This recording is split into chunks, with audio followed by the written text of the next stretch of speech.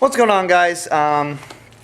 So I was out here trying to diagnose on why my fans weren't kicking on. My car's was overheating a lot at idle. Just temperature was climbing really quick. So I went ahead and did some quick little testing and found out that my fans weren't turning on. Now, I was gonna get into testing up with a hooking up with a multimeter, see if I'm getting power and whatnot. But I didn't even need to do that, because as I look down here at the plug, I already have it undone here. As I look down at the plug, I noticed this guy had pulling out, and sure enough, that was the cause. So just got to reattach that. I'm gonna double check the other plug, see if there's a problem there too. But she's down in there, a little harder to get to. So yeah, if you're at idle and your car the temp starts to climb, one of the suspect things could be your fans aren't kicking on. And this only goes if you have the electric fans. If you have like an old V8 or something like that that has that big death fan on it, generally you don't have a problem with those. They can start to give issues if the bearing in them or whatever starts to go out, or the clutch I guess they have. They can start to go weak. But for the most part, these electric fans, if they don't kick on, that could be a cause if you're sitting in traffic or in a parking lot and your car starts to overheat. Always check your coolant first. I knew my coolant was full. I had just replaced the radiator, so I've been checking it here in the last couple weeks just to make sure there was enough fluid in there was no leaks and all that. But noticed the overheating issue and found out my fans weren't kicking on. So there you have it, that guy right there. And that should, hi Bradley, that should be able to snap back in there.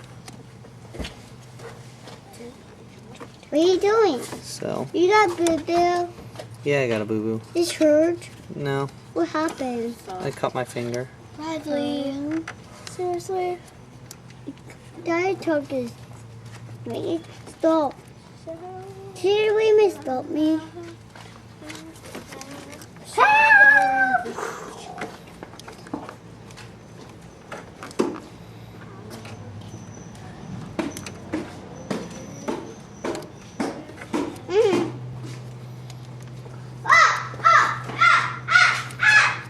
This should lock in. Should be a little tab there, which looks like it might be broke. But yeah, this that tab there is kind of hard to see. That right there actually locks into a little channel inside the plug, so it should just press back in and lock on. Then it has this rubber boot that slides into the end of the plug on the back. That's to keep moisture and stuff out. But we should. Let's back it up. Doesn't really want to lock in. So what we'll grab is a screwdriver, kind of press up on that tab. Alright, so down in here there's a little tab right where you can see the plug come through. You just gonna pry up on that, see if I can get that to re-engage. I'm leaning on it's probably broke.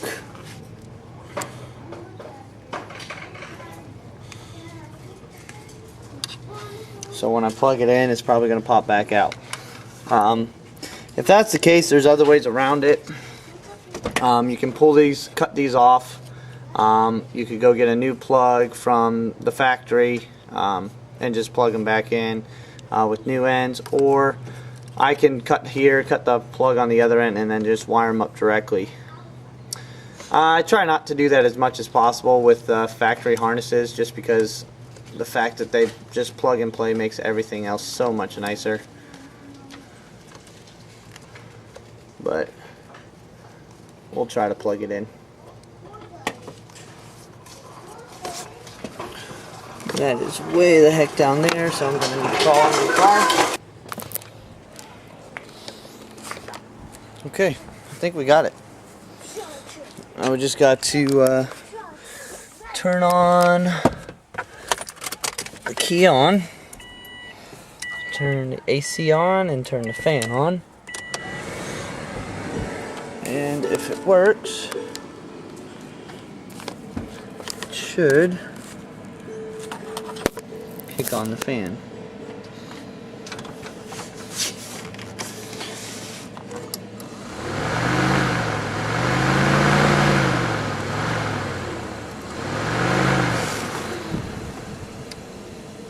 Well, fans can be turned on, but a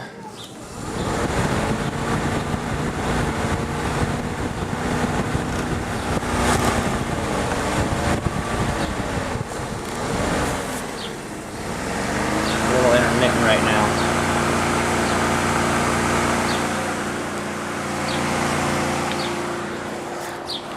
Which means we need to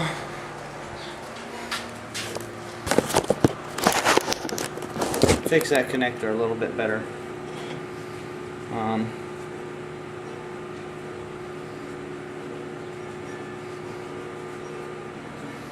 What I'm gonna try to do is the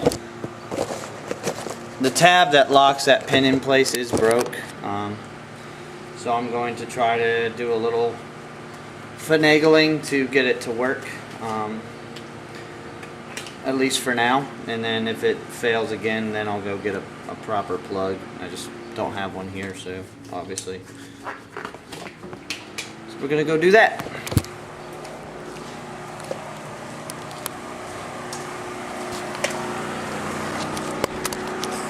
Okay, got her. What I did is nothing too complicated. Just use some pliers and just kind of pinch the end of the connector. So I pulled it out, and the jaw that's opening, I closed that jaw just a little bit.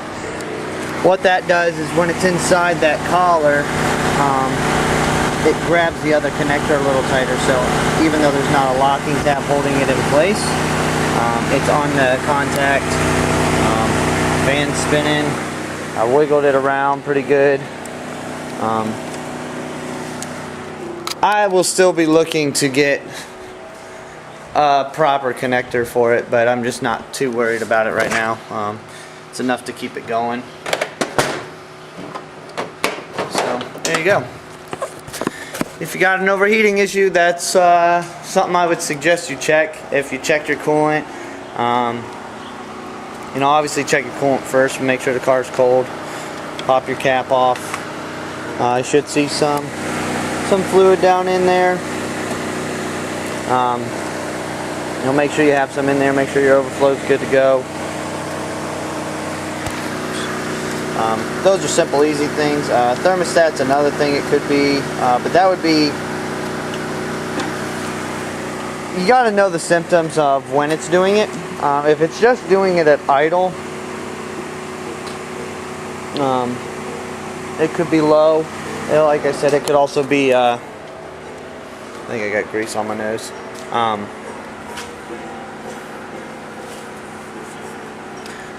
If it's doing it at idle, it could be low coolant. More often than not, it's going to be that, or a you know, something with the bringing air in, an obstruction. You can also check down in here, making sure there's no debris on your fins or anything like that as well. So those are all good things to check. But there you go, little short video. Do me a favor, check out the other videos on the channel. I'll hopefully have a couple more coming out here soon,